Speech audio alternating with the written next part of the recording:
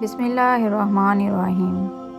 نبی کریم صلی اللہ علیہ وآلہ وسلم نے فرمایا، منافق کی 3 علامتیں ہیں: جب بات کرے جھوٹ بولے، جب وعدہ کرے اس کے خلاف کرے، اور جب اس کو امین بنایا جائے تو خیانت کرے۔ صحیح بخاری حدیث نمبر 33۔ منافق سے متعلق ایک اور حدیث کچھ اس طرح سے ہے، رسول اللہ صلی اللہ علیہ وآلہ وسلم نے فرمایا کہ 4 عادتیں جس کسی میں ہوں تو وہ خالص منافق ہے، اور جس کسی میں ان 4 میں سے ایک عادت ہو تو وہ بھی نفاق ہی ہے، جب تک کہ اسے چھوڑ نہ دے۔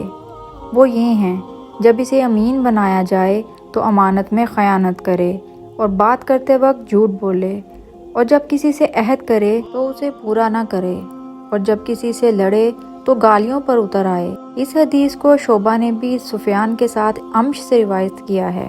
نبی کریم صلی اللہ علیہ وآلہ وسلم کا فرمان ہے، جس نے میری ایک حدیث سنی اور پھر دوسروں تک پہنچا دی، اس کے لیے قیامت کے روز میری شفاعت واجب ہوگی۔